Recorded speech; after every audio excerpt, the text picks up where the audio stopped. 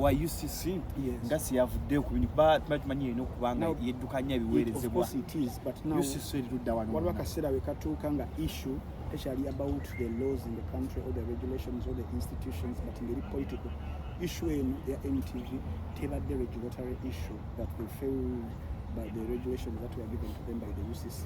That is why even UCC had the which was the government. So there is no way that they could invite UCC. Can't UCC sue the government for overstepping no, its UCC mandate? is an institution of government. They can't sue themselves. It is another arm of the government. It didn't get communication.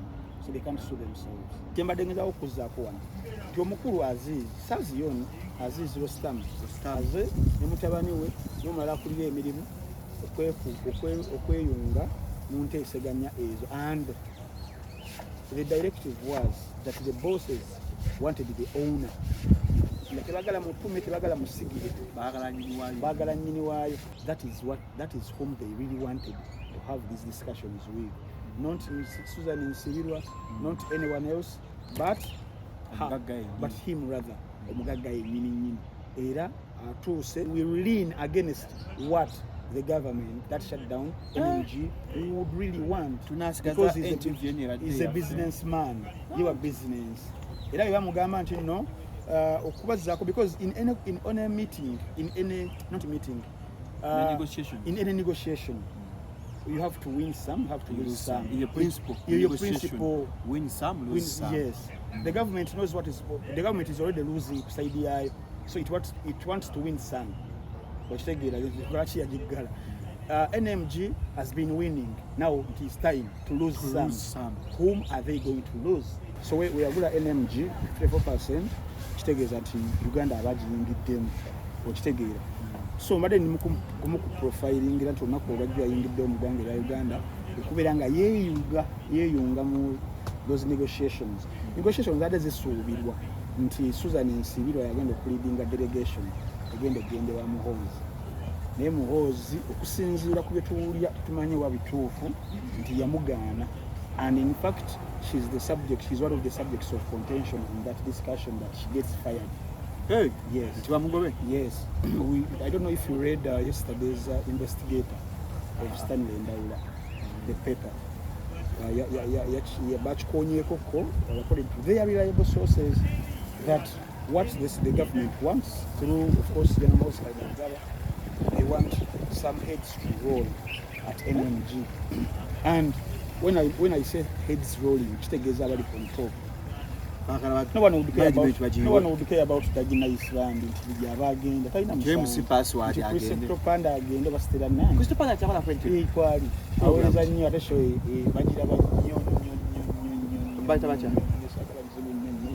I need Daugambia Christo Panda akola ku NTV. Yes. Naye okuza Christo Panda weza program ki? Ebirayo kubasa mwenda paka. Nga bagiyita batya? Ezebbiri eziba the front runners okubeera nga they scrutinize the government.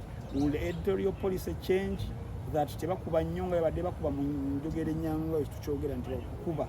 Is it going to change? Are we still going to watch NTV Akawungezi and NTV Live at 9 as we've been watching it? That tewali kyebagenda kutulekerayo, bagenda kubeeta as is? Probably that is what we are going to say. There is no other way. That is why these meetings are taking on. Bannayuganda twaniriza Joseph Ngoma mu konsati esoose ku Lugogo Cricket Oval nga 11 mu July 2026. Tickets za mitwale 2, emitwale 5, ate meze y'abantu 8 ya milioni 3. Tickets ojazisanga ku carrytickets.com, Friends Supermarket ne ku Hotel Triangle. Kwa note 76558 kino kye tubadde tulinda. Joseph Ngoma mwana mulenzi omuwandiisi Vocal Powerhouse aludde nga konko n'endongo ekutte ku mitima gy'Abannayuganda. Gendongo yenyuma eyimusa ekuwa essuubi agikubye mu style y'omulembe kati ategese ekitabangawo. Twagala Cricket Oval ejjule ku mulundi guno gwokka. Babulaza mutwaleko ba sister out bitegekeddwa charism n'ebiwagirwa. Steven Kutusako, Friends of MC Mayor. Gaita mchitongole cha Equity for Men. Bakomye mu season eyokubiri. Echali omwaka ogwedde mwakiraba. Ate omwaka guno tukirese mu style mpya. Fireworks mu banga. Abayimbi bonna first class. Bibi Lutaro, John Black, Ruden Waikabako, Pacific Vocals, Ashro Yujo Wobutiti, Lady Panzo Lunabe, Baza, Chris Evans, Zuno Ben Nembazina Tone, Dax Cartel, Bruno K, Abdumurasi, Maulana and Rain, Henry Mwante, DJ SM, Kokada DJ Brian Johnson, DJ Boogie, MCZ Kasugu Nesharomba, Kantu Nation, Kago Wangulebida Bomuli Obukali, Yalani and Gato, Bomba Salon and Sansa, Hemi Friends on Bagenda, Nebidala, Friends of MC Mayor Vena Tuguera Committing Point, Ganda, Kumina Munano, Gomusamo, Come Pyramid Mokaga, Okingo Jawam Twalo, VP Mitwale Bidi, Hademeza Kakade, Ngibi Wagidwa, Tula Africa, Jolo Quite Properties, Gibbs Bridals, Salon and Sun Shoe Center, Natty Hands on School of Skills, Buganda Kombucha, Viva Organic, Rosemary Beddings, Tim Bekare, Zambia Furniture, Top Line Machines, Dr. KG Beddings, Balloon Power Center, National Home Health Services. Okay, ladies and gentlemen, nze Shalom Haddad Kawesi okuva ku Shalom Health Service doli abasajja erisangibwa Ntinda Outside ku the Village Mall atona tuka ku Ndundu Complex oba okuba ku simu yaffe 0705271973 ndine wine balukeza da Jagana da Encyclopedia yesebo kasomeko ono abayimba muse 5 rounds and above non-stop kibakitegeeza nti emyetololo 5 n'okwambuka waggulu ngatuma ate oyungira muli asajja amba ina challenge bampeza message Shalom mwemba maze sidamu kuyimuka nfuna obuzibuzibu mu mazanya nako Olunaku bere soko nyonyogere twakola 5 rounds and above ebya bigoba basomere muko byakola prolonged ejaculation ayongeza omalo tambulo sigalo kyatambula erectile dysfunction asajja bayina obuzibuzibu n'okuyimuka kuba saluti nga munyamu obuzibu mu nsonga za maka 5 rounds and above yabikola. It boosts sperm count. Ayongera abasajja abamu sperm ntono enkwaso zo nga ntono wazaala kati omwana akyabuze olumu amazinga agabusinga bagakola bulungi nnyo. Male fertility abasajja mazzi agazaala agakuyamba kwenye sperm mobility 5 rounds yakola. Restores manhood nerve damage. Nerves obusimo obubera bwafa nga amaanyi gakendera mu kwema mazanga kwesa ku masturbation. Long term and powerful results. Bikolera ddala okwesa lumu paka alla lwali kuyitambulamu. Improves blood flow to penile tissues. Omusajja gutambulira ddala eno omusajja ne gubanga saluti bw'ogikuba oba omaze osigala okyayina amaanyi. Ngaka amaanyi nnyo. Kali ku 0705271973 sangibwa Kisaasu kwa delivery mu nsi yonna. The views and opinions expressed on this channel are those of the individual contributors and do not necessarily reflect the official policy or position of Shalom 256. Any content provided by our contributors is of their own opinion and is intended for informational and entertainment purposes only. We encourage viewers to conduct their own research and consult with qualified professionals before making any decisions based on the information presented on this channel. Hi, welcome to Shalom 256 updates. Kanyoko ziba short and summarized interviews, ziba exclusive. Twena ozisango kuleka wano okawuka osanga buno. Tetugenda eri bya biwanvu ndine Frank Ntambi wenbalukeza Olunaku olwaleero. Wabula amawulire gensoso funa agesa ni Frank Ntambi. Ndabye Jeno Muhozi. N'omusajja omu yeba abananyini. Rustam Aziz. Rustam Aziz. Leda Silva. Amusajja yenanyini Tarifa Limited eyagula emigabo mu NMG 54%.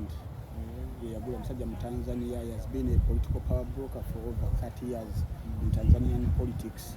So tuyinza okugamba nti ye ono omupya wa NMG etwala NTV, Daily Monitor, Spark TV n'ebifanaganako weebityo. Olunaku olwaleero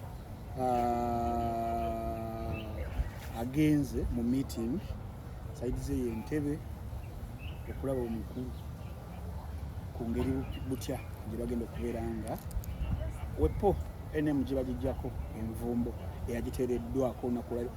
Jjukira olw'amawulire agasoose okufuluma ku makya nga bagamba nti NTV bagiwooninze obutaddamu kukola online ogalabyeko kaavu. Era nange nabadde I was talking to someone yesterday ne mbagamba nti NMG ekintu kyekola eyongera kiwungu teeka mukwa kamu nnyo kusaba kiwungu ddagala something like that. So lwaki nti abakulu abagiggalawo we bakuggalawo ne bakuggalira ewaka tofuluma n'oyita mu katuli tata nakusaba kasaawe alaba nga ekiragiro kye okiyisiza mu kityobodde kati waba nga badde wakuwa kibonerezo kisaamusaamu ate atripolingamu so nakirabidde mu lenzi ezo of course NTV oba NMG yonna pressure weeri nti singa osirika mu kaseera kano notabaako oba kyokola oyinza okukomawo nga maybe oba n'akatale kakonoonese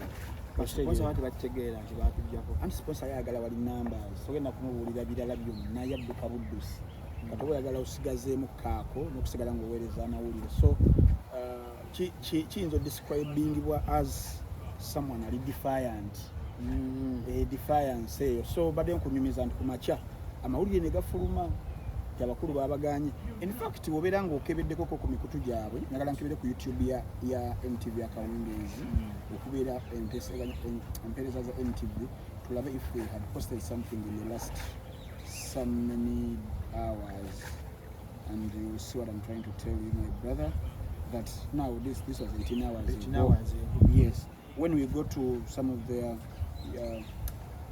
media platforms tulabe the lives wabbe bateekayo bazitaddeko in the last olaba this was 19 hours the other one is 18 hours so they haven't posted anything in 19 hours okitegeera tugenda ku Spark TV omukutu rather kuba gubadde gwefunyiridde nga Medicaid babeerako ne bakuba ne nagi epishows nga baziteekayo they haven't posted anything in 19 hours which means the directive yabadde ntuufu okubagaana okuddamu okupostinga anything online kinagambye omuntu ejjo mu kafubo mbuzi nabadde naye yakafubo nga tugenda okulaba omupiira gwa Bufalansa before that 2 hours nga tulinda ogwa Ivory Coast buvuddeko nimbagamba nti NTV kino kyekola kiriza obagaana eri mu kwongera busungu basajja tebasobola kubeera nga bagambye tokola ate gwe nolaga nti nokola ki nti okola now today meeting eyo ey'omwami oyo omutanzania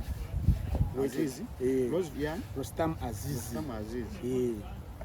ayingiddewo naku lwajjo mu ggwanga erya Uganda Rostam tabeera muno tabeera Tanzania ali based in Tanzania omusajja abalirirwamu okubanga azitowa what is billion mu Uganda butabali akawumbi ka dola akakoona wali ne kabeerawo n'ayongezaamu n'endala is that rich ayina aventurinze mu energy y'omu kubasinga gundi zino nemu oyo mwalinga babukulu mwe yagenda oyo taliimu ali mu gas oyo that is energy ali mu telecom camp ali mu telecommunication that is Vodacom Vodacom Tanzania because Vodacom kinene nnyo ali mu real estate ali mu gold ali mu gold so kule anko mgewe tuli wana nkwati there is abe is ali mu everything erisinga wana bitambula and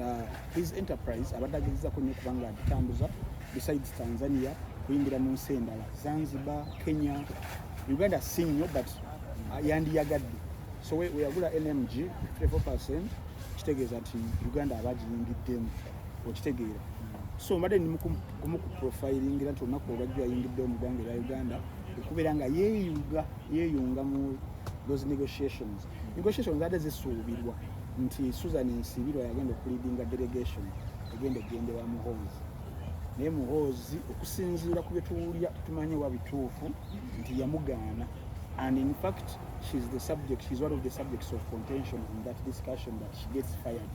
Hey, yes. Yes.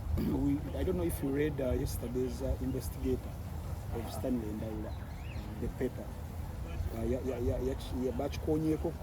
According to their reliable sources, that what the government wants through, of course, they want some heads to roll at NMG.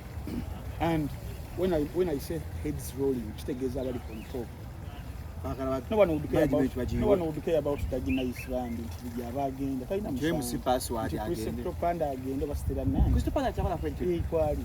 Always I knew to show a budget about anedda ogambye Crystal Panda akola ku NTV.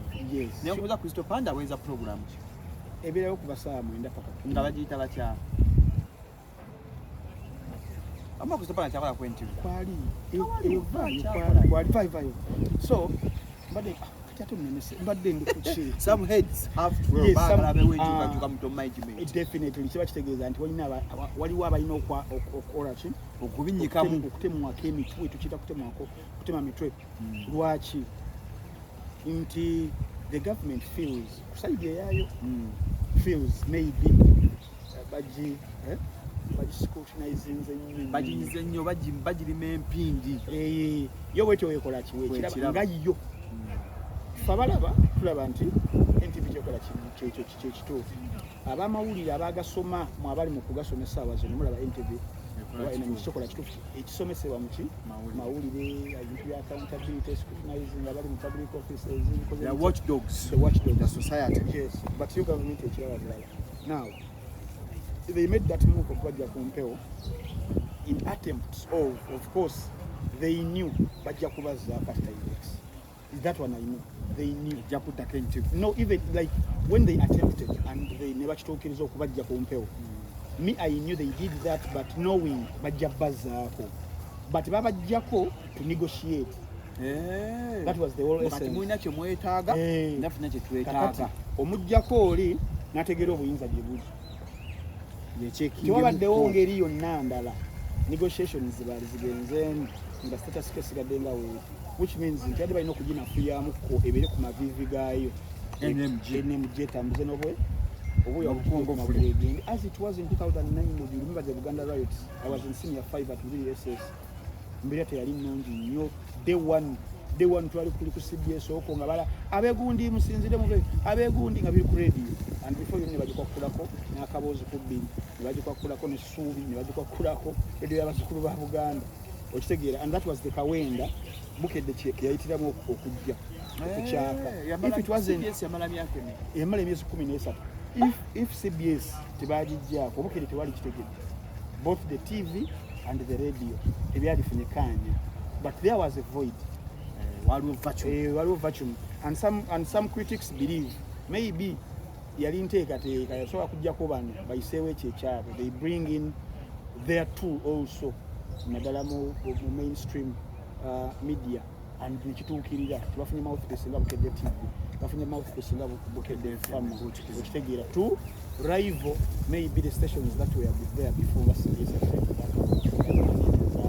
most importantly CBS era olaba nti Bukedde we yajja erina a portion of yakwatakwatako it was the TV but radio yastrugglinga akabuka yastrugglinga wadde ina yastrugglinga you can't count it lazima ku radio esinga obulirizibwa mu ggwanga nti radio etaano teriimu but yajja nebeerabeera waawo naaka wanji biki nga omukunja kwebali awo jjukira basookeewo okitegeera so kyembadde ngezaako okuzzaako wano nti omukulu Sazion Aziz Rostam aze ne mutabani we n'omulala akulira emirimu okweyunga mu nteeseganya ezo and the directive was that the bosses wanted the owner nga tebagala mutume tebagala musigire baagala nnyini waayo now nnyini waayo of course being someone aludde mu politics mu byobufuzi aludde mu byobufuzi bya Tanzania kuva 94 abadde MP wa county bayita Igunga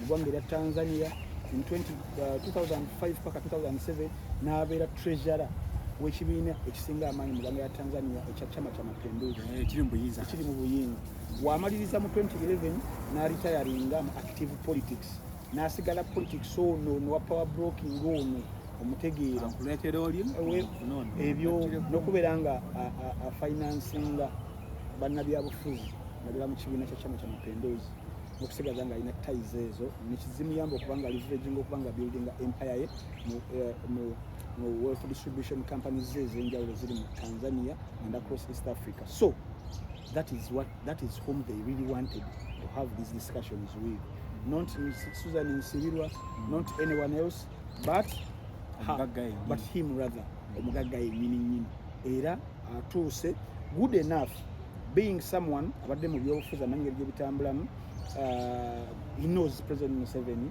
in person, Tanzania, and the relationships Chairman Producer has been having with NRM, so Bayman, and also Ayagala. One is the businesses in Uganda. So Ajamu with Kuraba, how he's going to thrive all his businesses, which means, what does it mean? It means for him, he will lean against what the government that shut down NMG he would really want, because he's a businessman. You are business. You know, because in any meeting, in any negotiation, you have to win some, you have to lose some. In your principle, win some, lose some. Yes. The government knows what is. The government is already losing side eye, so it wants to win some. NMG has been winning. Now it is time to lose some. Whom are they going to lose? Are we going to see Susan and Silva leaving? Susan Nsibirwa, his efficiency, buli muntu amogerako bulungi, abadde emirimu agikola bulungi, and also the ties gyalina ku Buganda, muzzukulu wa Nsibirwa eyatuwa ettaka lye Makerere University Town. So omukyala mugundiivu nnyo. You wouldn't really want those conflicts with the establishment of Uganda and Mengo. So it is going to be really tough to see if the government maybe will compromise that she stays. But in case she stays, there is something that is going to happen. Maybe the editorial policy of NTV, mainly NTV and Daily Monitor, is a big as well the front runners of they scrutinize the government. Will the editorial policy change that is it going to change? Are we still going to watch NTV Akaunges and NTV Live at 9 as we've been watching it? That as is. Probably that is what we are going to see. There is no other way. That is why these meetings are taking on. Of course, Lady Kusai the Yamawuli and the government, Mr. Andrew Mwenda. Andrew Mwenda, yes, about them Mawuli for all his years. I think I call it 1995. Was it 1995, 1996? I think Yene Onyango Obo, Raba Kwara, Yabatwala Mukomera. If defamation, you take a petition, you Bagamba what Damawuli to Afurumia Mafuna, manual which protecting and something like that. And Mwenda then monitor Neja, monitor FM that later became KFM. That later became what? That later became KFM. And Yamukubantu Banamawuli, Bensenzo Okusoma articles are no coolidisa. I've listened to him for the longest period of time since 2003-4. Monitor FM and Kujigulawo 2001-2. Pakakati to Hot Seat tonight, available Friday. KFM and also Badenga Charles TV, NTV. You remember his moment that was called NTV News Night.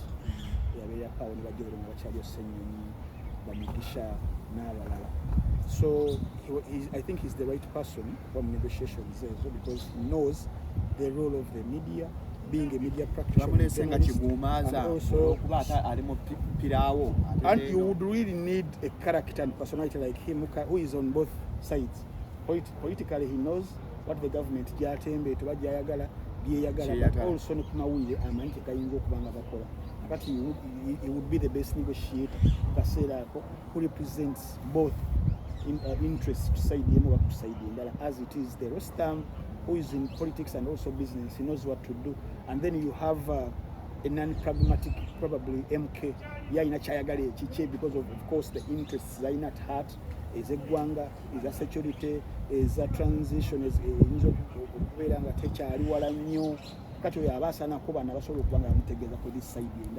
so I think Andrew has been a better choice than the likes of the ED or UCC maybe. Unfortunately,